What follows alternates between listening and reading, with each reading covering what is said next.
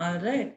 Hello, guys. Good evening. And today's topic is other measures of personality. So, our objectives for today are that we are going to define and describe self-report inventories. We're going to describe personality measures like MMPI, MCMI, and NEO-PIR. We're going to define projective tests. We've already done this before, though. We're going to explain the Rorschach's test, that is the ink blot test. And there's another ink blot test as well along with it. We're going, as I said, two ink blot tests. We're going to explain apperception, and we're going to describe the tests related to apperception, such as TAT, that is thematic apperception test, SAT, that is senior apperception technique, and CAT, that is children apperception techniques. All right. So the first thing we're going to do is we're going to talk about self-report questionnaires and inventories.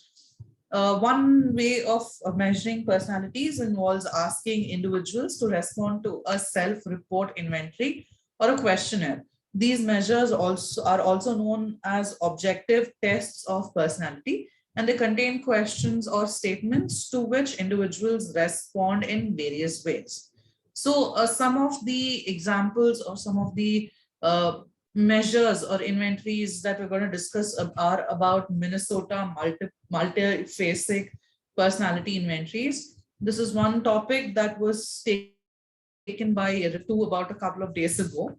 I'm not going to be as detailed as her because it was already taken care of. So MMPI or Minnesota multiphasic personality inventory, it was mostly used for multi-trait self-report tests, which was devised by Hathaway and McKinley. It was believed that this test would be useful in evaluating the effectiveness of the psychotherapy, and it is an empirical method or strategy to conduct MMPI. Hundreds of true or false items were given to several groups of people in mental institutions who would be diagnosed as having certain psychological disorders. Two general approaches that are seen or used when interpreting MMPI data are clinical and actuarial. Okay, I'm spelling it wrong. Actuarial and something called as a clinical interpretation. So in this clinical interpretation, an expert interprets or inspects each of the scale scores, notes the features of the profiles, that is clustering of certain high scale scores. So suppose when you're talking about neuroticism in a person, all the characteristics that or all the questions that say that this person is neurotic in nature or psychotic in nature will have high scores. Both negative and positive aspects will have extremely high scores or low scores respectively, or however they should score, and due to that the person is able to understand that this person is psychotic or a neurotic. And apart from that, there's a mix of personal experiences about individuals of each person profile type to make the inferences regarding the pathological problems and traits of the person. When an actuarial interpretation is made, the psychologist merely checks the MMPI, MMPI atlas that provides empirically established characteristics which describes each profile, class, or code type. The process of comparing the profile of a person with the large number of previous profiles yields to an interpretation based on statistical base rates and norms. This enables the clinician to determine the appropriate diagnostic category and course of the therapy to be undertaken. So depending on the scores that you're getting from this particular MMPI, the clinician or the psychologist actually sits and plans out the course of action and the course of therapy that has to be taken in order to help this person get out of that problem. There is no limitation in usage to the clinical setting. It is used to determine whether individuals have personality attributes that are either compatible or incompatible with a demand of a job for which recruitment is being done. So suppose you're going to Google for a job interview and they give you an MMPI. Depending on what kind of results that MMPI gives them, and the personality attributes are also taken into consideration, and it is seen whether you're compatible or not, and depending on that you're given a job or not. Okay, they're trying to make you fit into a particular they're trying to see if you're going to fit into a particular job frame or a frame of reference that they have for that particular job. MMPI is extensively used in studies concerning family dynamics, eating disorders, substance abuse, suicides, readiness to intervention for rehabilitation. Finally, MMPI is translated into 125 foreign languages. All right, that is the end of MMPI. We'll move on to Millin Clinical Multi-Axial Inventory, that is MCI. Items of this test correspond more closely to the categories of psychological disorders currently used by psychologists than those of MMPI. So MMPI generally goes with things like, eating disorders, substance abuse and all that. But here Millin's clinical multi-axial inventory talks about psychological disorders rather than just problems that are faced, right? This makes the test especially useful to clinical psychologists. Can you repeat, Vasudha? I'm so sorry about that. Okay. I'll say the that difference between MMPI is MMPI goes with disorders such as your day-to-day disorders or your common disorders such as eating disorders and your social anxieties and substance abuse, things that are not on the mental retarded scales. It is more about problems that you're facing psychologically rather than psychological disorders. So things like anxiety or depression and all that generally come under this category of MMPI. That is to check your attitude and aptitude and your attributes, your traits and all that. But MCMI goes with things like, schizophrenia and stuff like that. Stuff that are more complex and not found on a day-to-day basis, right? So these items, I'll repeat the statement again. Items of this test, that is MCMI, correspond more closely to the categories of psychological disorders currently used by psychologists rather than those of MMPI. This makes the test especially useful to clinical psychologists who must first identify the individual's problem before recommending specific forms of therapy for them. The great majority of patients can complete the MMCI 1 to 3. There are 3 different types of tests that are there here. MMCI, sorry, my bad.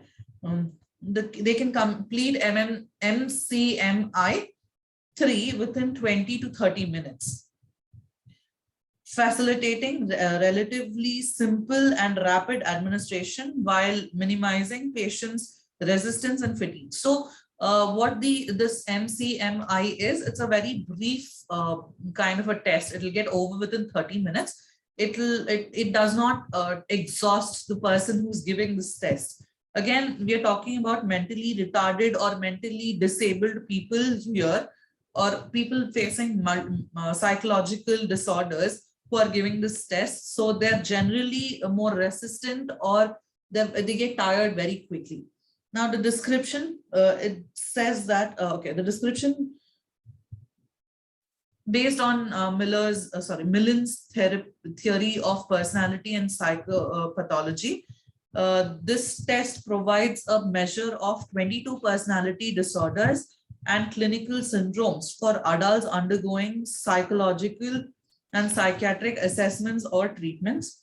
It can assist clinicians and physicians in diagnosing and developing a treatment approach that takes into account the patient's personality style and coping behavior, and also guiding the treatment decision based on the patient's personality patterns. We go into scoring. The scoring is here, it consists of 10 clinical personality pattern scales, 3 severe personality pathology scales, 6 clinical syndrome scales, and 3 modifier indices, and 1 validity index. These are all different ways of scaling the person, right? So when we went through Bell's adjustment or the family adjustment, the practicals that we went through, we had different type of scales for each type of behavior, right? This is also similar to that. Again, here we talk about this axis 1 and axis 2 when we're talking about reliability. And even when we're talking about the description, we come across these words called as axis 1 and axis 2 disorders. So before we move on to reliability, I want to explain what axis 1 and axis 2 disorders are. Axis 1 disorders, again, is the disorder which is most commonly found in the public.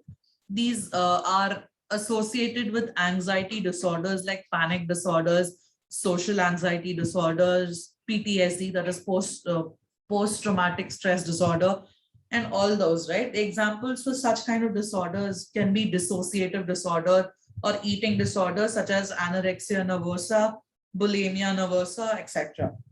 So these are generally found in common people. These people do not have to be put in an asylum to be taken care of, or do not have to be put in a rehabilitation center to be taken care of most of the time. But when it comes to severe cases, it is preferred, right?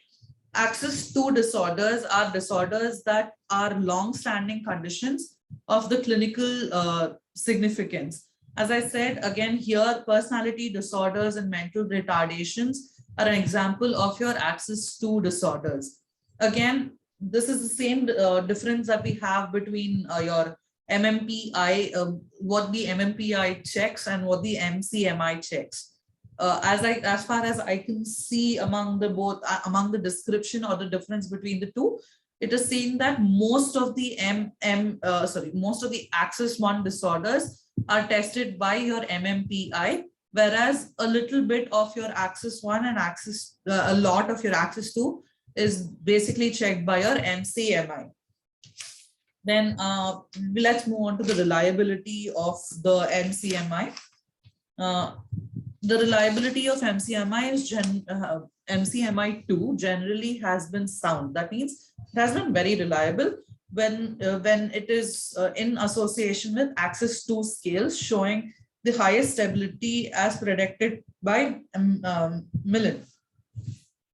Normal subjects also had normal subjects also had noticeably higher stability coefficients than clinical subjects. Millen also stated that the stability of high point or double high point configurations. He reported that the high point codes are fairly stable over a month, and with nearly 2/3 of 168 subjects achieved the same scale high point. That means these people have checked about 168 subjects, and it is seen that people with similar high points continue to have them, if that is correct. Okay. For double high point configurations, 25% achieve the same high score, with another 19% achieving the same 2 scales, but in reverse order. Based on part of his normative sample, Millen reports quite high internal consistencies. The average of 22 clinical scales is 89, and the range is from 0.81. The average of 22 clinical scales is 0.89, and the range is from 0.81 to 0.95. Validity, we're talking about validity because of the extensive item overlap. We cannot be sure of the factor structure of this instrument, but there are also overlaps based on the overlap of the construction of the constructs. That is, the personality disorders are by no means distinct entities. See, personality disorders, if you see, there are many commonalities between two personality disorders, right? Suppose, say, you have borderline personality. I'm talking about the examples, borderline personality disorder and bipolar disorder. You have so many similarities between them. It is difficult for a newbie to find out a difference unless he's had like extensive training and all that, right? So he needs to be extremely sure about the symptoms of a bipolar disorder and a borderline personality disorder. And norms are that the norms for MCMI2 instrument are based on the national sample of 1,292 male and female clinical subjects representing a variety of DSM-3 and DSM-3R diagnosis. The subjects include inpatients and outpatients in clinics, hospitals, and private practices. The MCMI2 manual describes that the distribution of gender, age, marital status, religion, and other factors are within the sample. That means they've taken people from every aspect that they could cover. The MCMI2 is used primarily in clinical settings with individuals who require mental health services for emotional, social, and interpersonal difficulties. We move on to the next one, that is NEO-PI. NEO-PI is Neo Personality Inventory. This is the third objective test. See, we've already gone through two, that is your MMPI and MCMI. Your Neo Personality Inventory is your third objective test. The Neo Personality Inventory is used to measure aspects of personality that are not linked to psychological disorders. Specifically, it tends to measure the big 5 dimensions of personality, as these dimensions appear to represent basic aspects of personality. Now, can someone kindly tell me what the big 5 dimensions of personality are? Because we've already studied this. Introvert, extroversion, right? Introversion, extroversion, neurotics. What else? There was some with S. Ocean, my dear. It is openness, neuroticism, extroversion, agreeableness, and I forgot the C. Conscientiousness and neuroticism. That only Prakash can answer that. Let's see. We're all Constant species. I don't know. Conscientiousness. Conscientiousness. Thank you. I got it right. Yes.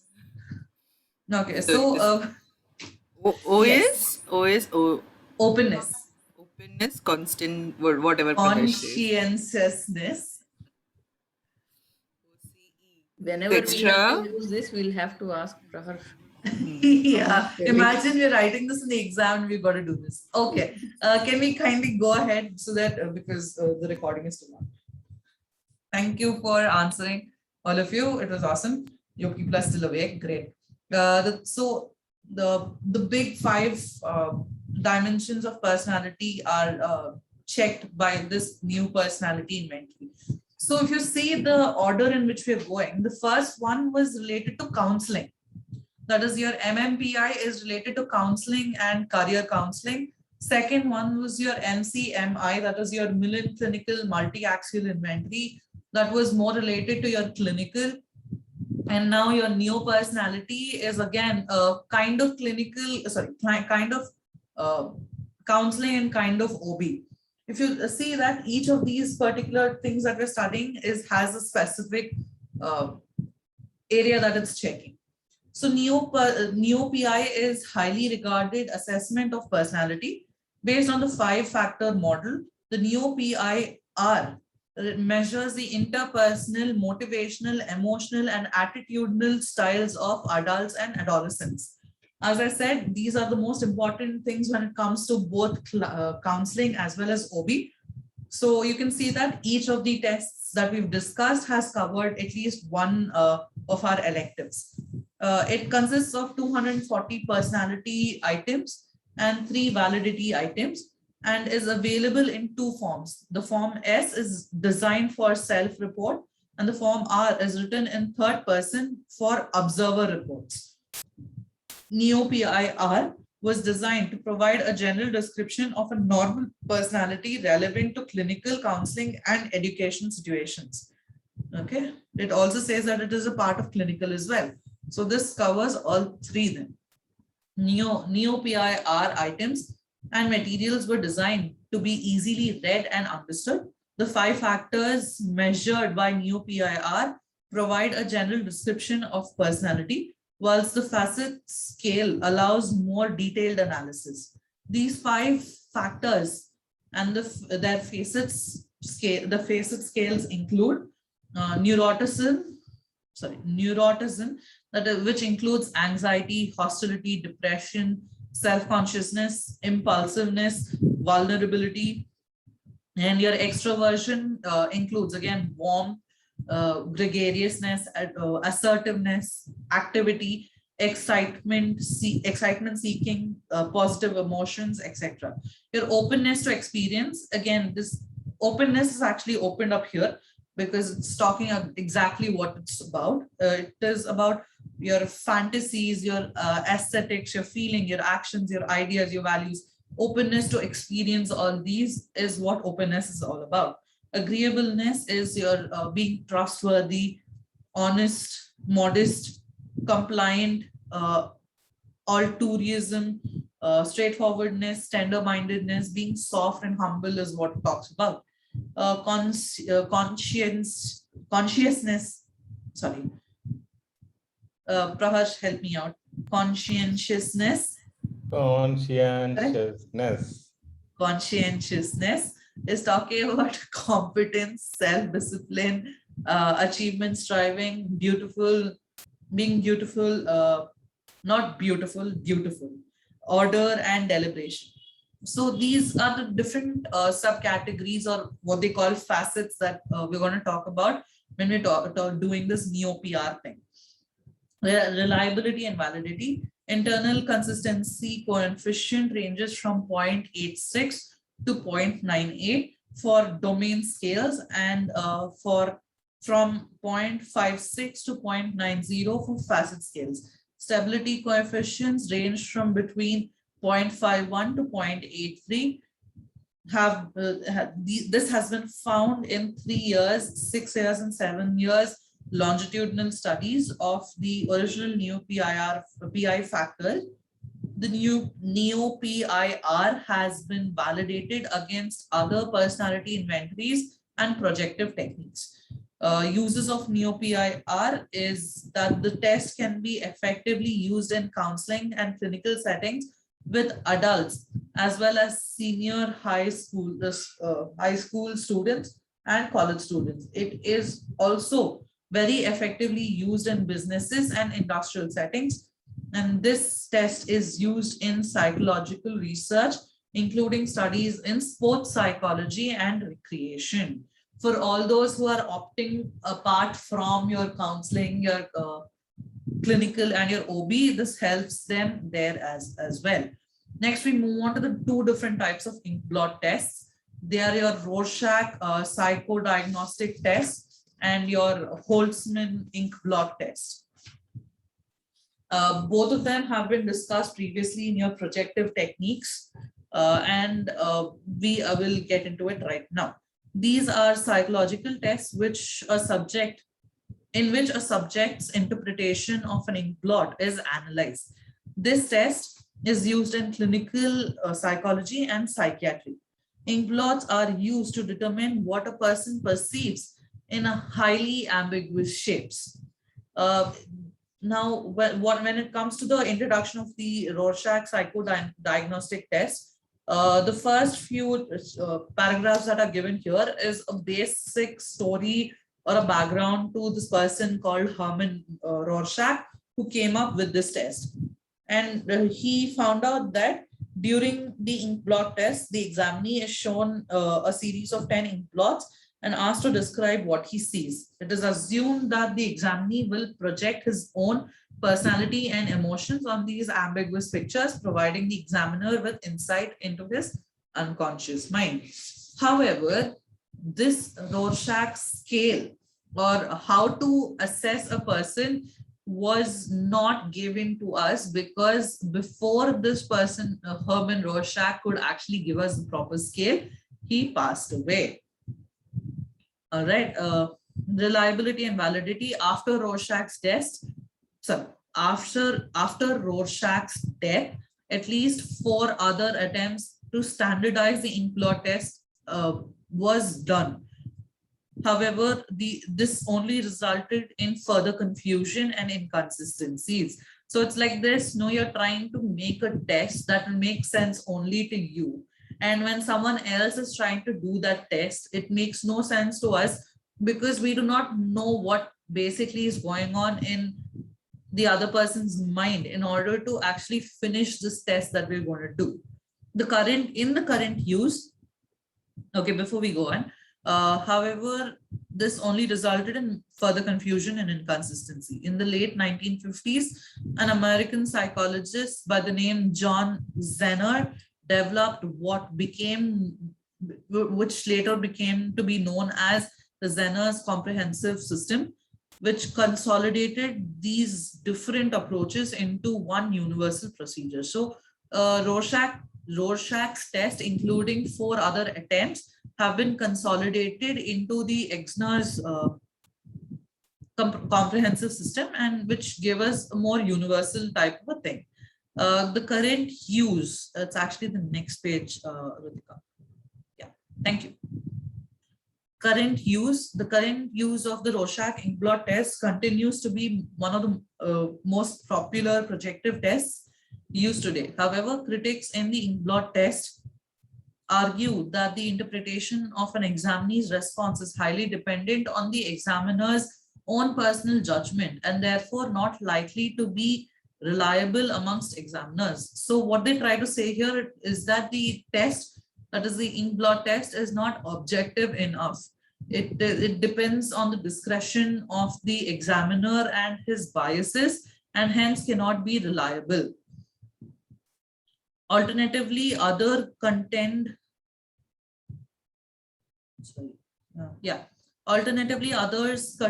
that with proper use and training, Rorschach can be reliably interpreted and therefore remains one of the most useful psychological instruments. Rorschach's plates, again, this discusses on the different types of cards that you're getting, the different types of ink blots that you're going to get. The stimulus material of Rorschach psychodiagnostic technique, which was published in the early 1921, are 10. Okay, the cards are 10 in number, and the dimensions were 5.5 inches by 9.5 inches, and each card consisted of one bilaterally symmetrical black and white ink blot, and it was consisted by 5 of such cards. Next, we had a red and a gray card, which were 2 cards in total, and a multicolored ink blot, which were of the number 3. That means there are 3 multicolored, 2 red and gray, 5 black and white, and it was all against a white background. And the cards are presented individually and viewed at no greater than an arm's length. But turning the card is permitted. So, yeah. That means the person is going to see the card at an arm's length. He's going to be able to turn it around in 360 degrees to check out if what he's trying to figure out. But he is given 1 card at a time only. Examinees are told to report what they see in the report, or what it might present. After all the cards have been presented by the examiner, you may start over with the cards one and okay. So after you give all the 10 cards and the examinee has looked at all the 10 cards, you go back to card 1 and ask them what they see in that particular card. Okay, so the examinee is asked what features such as shape, color, or shape, and so on of the card determine the response. So if they say, they look at the first card and they say butterfly or a skull being bashed into million pieces, they're asking them what exactly was that determining factor which made the person say that. All right, following the inquiry period, there may be a further period of testing the limits to discover whether the examinee can see further things in the card. A number of scoring methods of Rorschach have been proposed, the most recent being the Exner's comprehensive system. Every response given to the blot may be scored on several categories as given below. That is your location, as to which part of your ink blot you see, the common details and the uncommon details, or if the white space in the card was used. So if the card, see, as you know that the blot is on a white background. So if the person is looking at the white background or of the border of the ink blot to give you an answer, that also needs to be determined. And what the next one is your determinant. What aspect of the blot determines the response? That is your form, the color, the shade or the texture, the shading dimension, the shading diffusion, the chromatic color, achromatic color. Every aspect is taken into consideration while scoring. Again, the content, that is the anatomy, the blood, the clouds, the fire, the geography, the nature. These are also taken into consideration while scoring. Popularity, that is whether the response is popular or an original, to see how creative a person is. Remember when we were shown an ink blot test, we were asked to answer certain questions. And when we did answer those particular questions, most of us either got that we are very creative from our teacher, or we are following someone else, all these kind of responses. So it depends on whether you are giving a new approach to that particular ink blot or that the particular picture that is seen, or you're giving a response that is common amongst everyone. The number of responses in each category and the number of responses in each category and certain ratios computed from them guide the interpretation of the test protocol on a whole. For example, several good whole responses are considered indicative of integrated or organized thinking, whereas color responses suggest emotionality and impulsivity. Many detailed responses indicate compulsivity. White space responses point to oppositional tendencies, and movement responses reveal imagination. So depending on where you're looking at, or where the examiner looks at on the ink blot and gives you an answer, talks about different types of personalities as well. The ratio of the number of human movement responses to the number of color responses, that is experience balance, is said to be related to the degree to which a person is thought-minded rather than action-oriented. I am not going to continue further on this because it is taking a little extra time to go through the rest of the things. But see, basically, you need to know that with every different type of response comes a different personality type. We will move on to the Holzman ink blot test. The Holzman ink blot test, or HIT, is a projective personality assessment test for persons aged 5 and above. So a child as young as 5 years also can answer this particular ink blot test. The main purpose of this test is to assess the personality structure of the subject, and it is used in diagnostic test. Sorry, it is used as a diagnostic test, particularly in assessing things like schizophrenia, depression, addictions, and personality disorders. This test requires clinically trained examiner, and the HIT should be administered and interpreted by trained psychologists, psychiatrists, or appropriately trained mental health professionals. Such a thing was not mentioned in the Rorschach test, but I would suggest that a trained person only do it. But again, things like as ambiguous as your ink blot test definitely require a trained person to do so. The HIT developed by psychologist Wayne Holzman and his colleagues was introduced 40 years after the Rorschach test was done, that is 1961. And the test was designed to overcome some deficiencies in the Rorschach ink blot test. Holzman is a standardized measurement with clearly defined objectives, scoring criteria. HIT consists of 45 ink blots. Now, remember our Rorschach ink blot test only consists of 10 ink blots. Okay. Here, however, it is 45 ink blots. The test administrator or the examiner would stack around 47 ink blots. That is 45 test cards and 2 practice pieces. So here, luckily, the person is given 2 extra pieces in order to get his mind under focus. And it is to be face down in front of him. The person can't hold it. The person can't move it around. He has to keep it in the way it is presented to him. It is kept like that only in front of the person. Okay. The examiner hands each card to the subject and asks the test to ask the test subject what he or she sees in the ink blot. Only one response per ink blot is requested.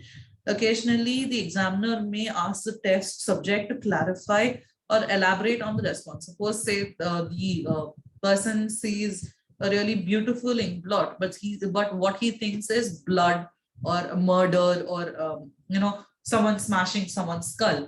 The person will be like, why do you say so? Or how can you say so?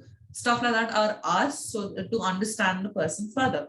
Administration of the particular HIT, that is your Holzman ink blot test, typically takes about 80 minutes maximum and is scored against 22 personality related characteristics. The HIT can also be administered in a group setting. In a group setting, 30 to 45 blots are projected onto a screen and the test subjects are provided with material on which they write down their answers. HIT consists of 2 parallel forms, that is A and B, and has 45 ink blots each. The examinee is limited to 1 response per blot. Each blot was selected on basis of a high split, half reliability, and an ability to differentiate between normal and pathological responses. HIT blots are more varied than your Rorschach, and some are asymmetrical. So if you see your Rorschach test, it is basically like you take a twine, you dip it in ink, put it on the paper, you fold it and pull the twine.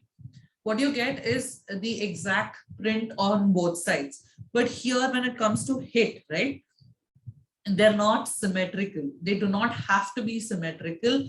And some have colors. Not everything is in black and white. Some have colors and different textures also.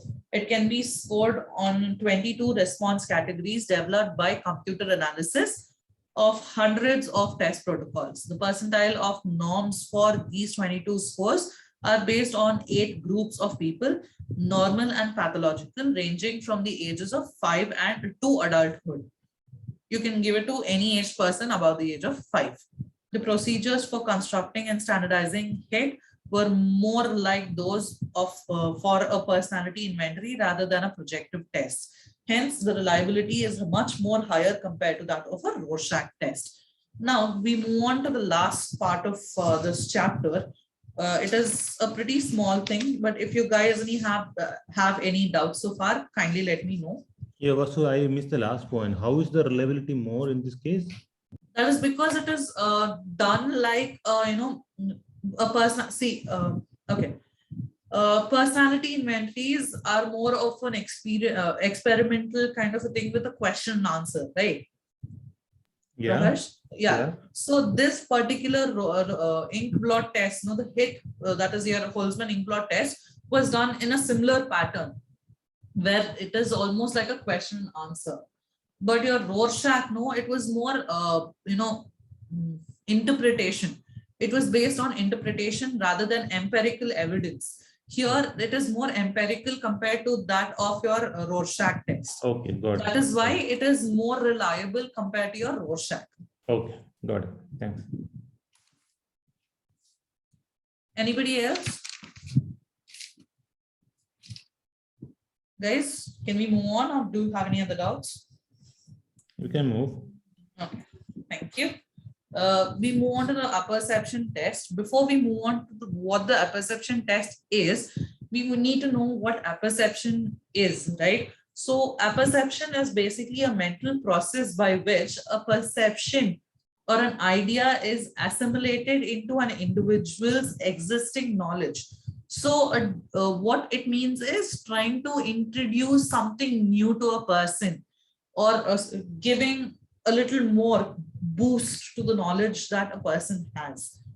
Apperception is an act or a process of becoming conscious of the perception. So you're conscious of understanding something so that it is recognized and understood in an apperceptive form of, understood in an apperceptive forms of visual agnosia.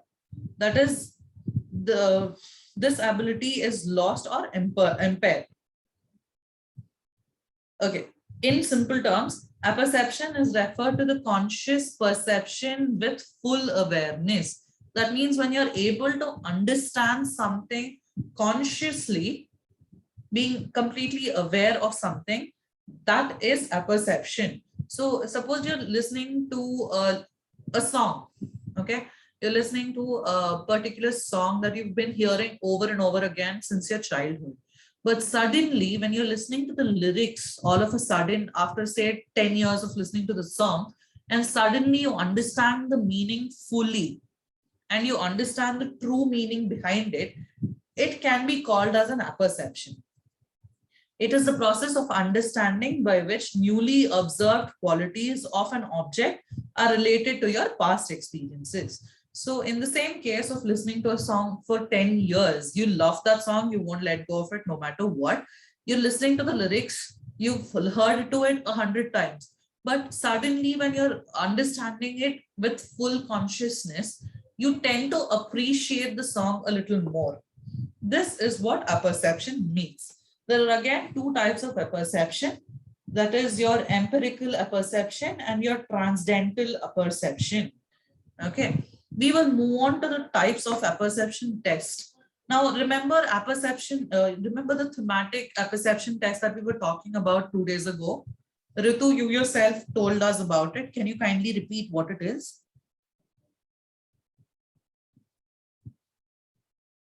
Rituji?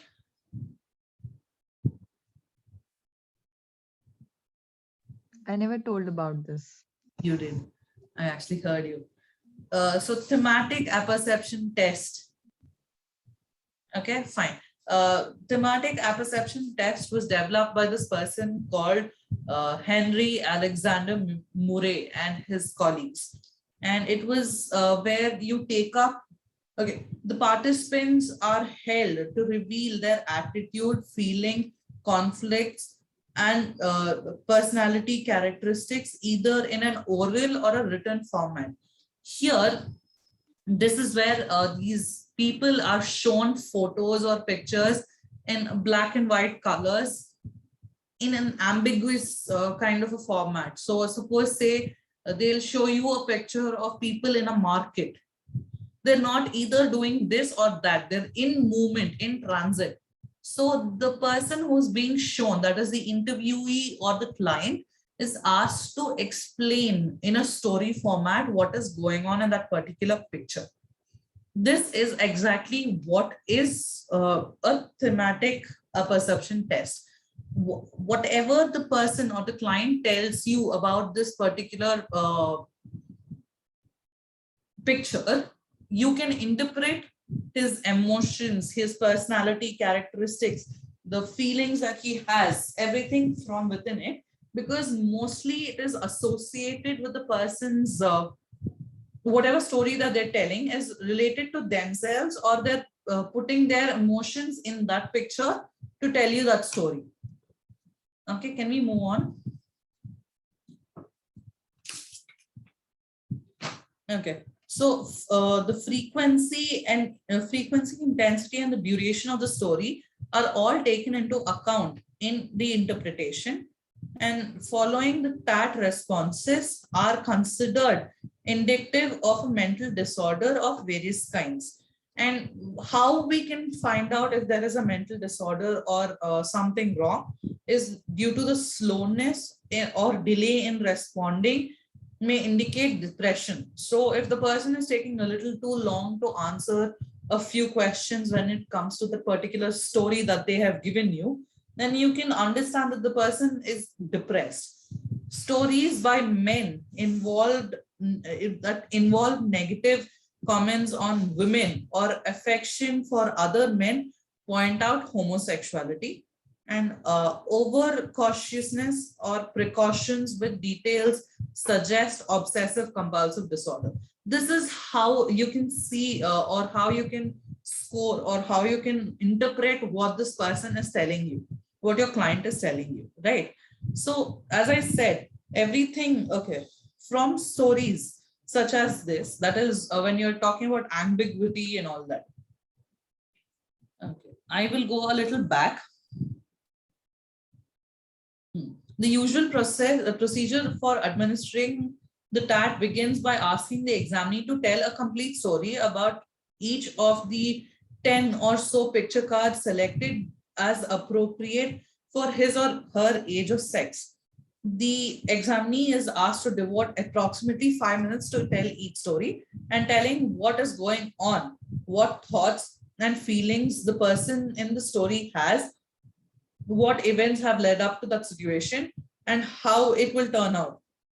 For example, one of the pictures shows a young woman in a foreground and a weird old woman with a shawl over her head grimacing in the background.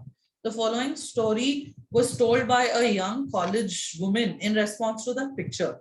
This particular woman says that this woman has been quite troubled by memories of her mother, and she was resentful, who she was resentful towards.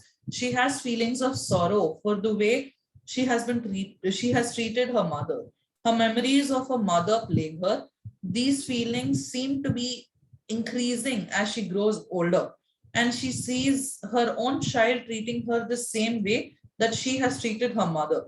She tries to convey the feelings to her children, but does not succeed in changing their attitude. She is living her past in her present because the feelings of sorrow and guilt reinforced by the way that her children are treating her. So from this particular story, a very skilled examiner, what they can obtain is the dominant needs, emotions, sentiments, complexes, and conflicts of the storyteller are observed by the particular skilled examiner who's taking it, and the pressures to which he or she is subjected. So by this particular story that this woman says is that she also has undergone something similar to this. It may be towards her mother, her aunt, or someone who is of an motherly position, and she might not have treated them well. Now that aunt's child or her own child is not treating her the same way. She is portraying whatever has happened with her into the picture, and this is how you can interpret the information that she's saying. When interpreting the TAT stories, it is assumed that the respondent projects their own needs, desires, and conflicts into the stories and characters. Interpretation of stories is a fairly subjective, impressionistic process centering on the analysis of the needs and personality of the main character, that is the hero or the heroine, who presumably represent the examinee, the environmental forces or the press impinging on the main character. See, as I said, many people, what they do is they try to put their own story in the form, their own life experiences in the form of a story when they're trying to tell something, right? That is what makes the story so real. Although unusual methods of scoring and interpreting Pat stories are highly impressionistic, scores determined by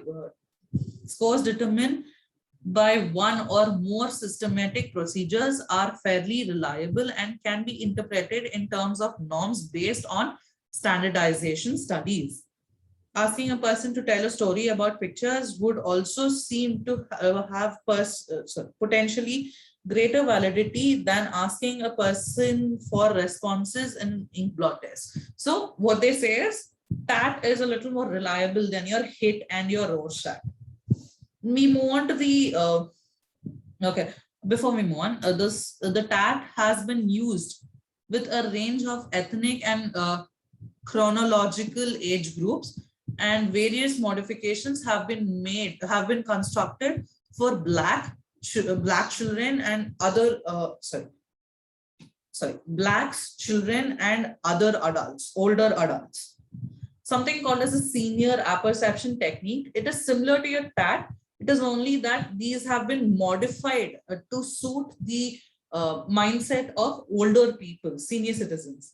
The 16 stimulus procedures on this test, which was designed specifically for older adults, reflect themes of loneliness, unusefulness, illness, helplessness, and lowered self-esteem, in addition to positive and happier situations. As in the case of gerontological apperception test, that is GAT, a similar instrument responses to the pictures on the senior apperception test reflect serious concerns over health, getting along with other people, and being placed in nursing homes or retirement homes. Both tests have been criticized for inadequate norms, possible stereotyping of elderly. See, here it is just the same thing as your TAT. The only difference is that it has been designed to see how an older person thinks. It is not as reliable because it is not as standardized, but it is very, very useful to understand the health conditions or how they're feeling towards other people. Children apperception test is again for kids. And this is a projective personality test used to assess individual variations in children's responses to standardized stimuli presented in the form of pictures of animals in common social situations. The main purpose of CAT is to assess personality, levels of maturity, and often psychological health of children. The theory is that the child's responses to a series of drawings of animals in familiar situations are likely to reveal significant aspects of a child's personality. Some of these dimensions of personality include levels of reality testing, judgment, control and regulation of drives and defenses, conflicts, and levels of autonomy. Okay, before we go ahead and discuss the rest of CAT, there's a small example or a small bit I want to tell you from a series that I'd seen. If anybody has watched Rizzoli and Isles, you would know what I'm talking about. So there's this young kid who's coming back to home from school, and he sees his older sister get kidnapped by the bad guy. And he's not able to give any details to the police about the car in which she's been kidnapped or whatever has happened. So after a day or two, what the doctor or the ME at that point of time does is gives him a load of papers and pencils and asks him to draw. What he does is, because unconsciously he's actually seen what he has to, he draws a car with a rainbow and lighthouse and all that, and smoke coming out from the car. it is exactly the details that the cops need in order to find his older sister. So see, cat doesn't exactly, I think, cat I think has a small connection with this particular story, because here instead of showing the child the pictures, they're asking the child to draw the pictures itself. So the minute his mind is set on it, he's able to draw that particular picture, which actually helps in finding his sister. Again, it talks about the level of maturity that this person has, the child's personality, his attention to detail, even without him knowing it. All this come out at a particular point of time. Okay, in creating the original cat, the animal figures were used instead of human figures depicted in the cat. So basically, just to make it child friendly, they've used more animals instead of humans, because it is assumed that the children from 3 to 10 years of age were more identifiable, okay, would identify more easily with the drawings of animals rather than human beings. The original cat consisted of 10 cards depicting animals. This is the cat A, in which the figures of so animals have been placed in human situations.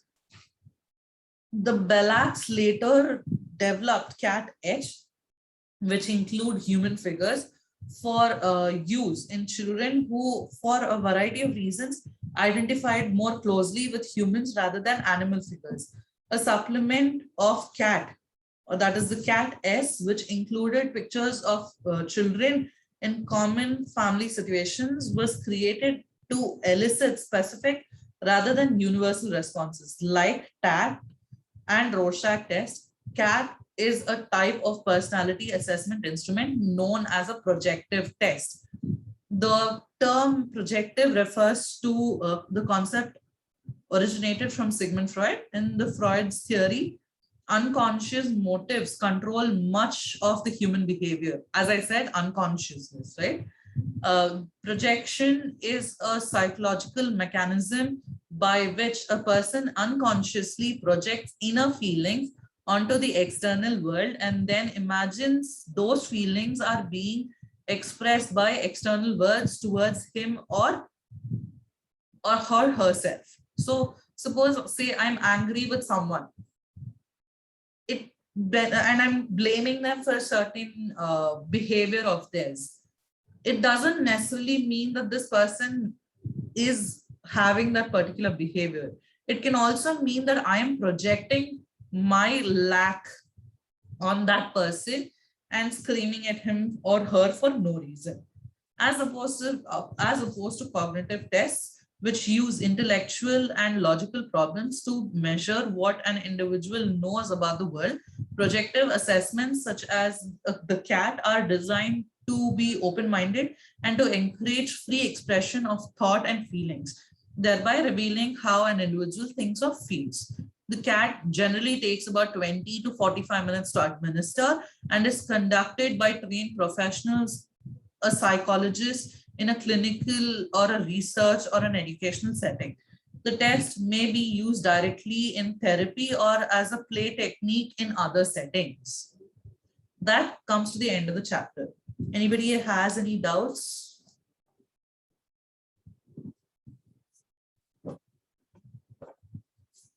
Guys? Ritika, could you stop recording?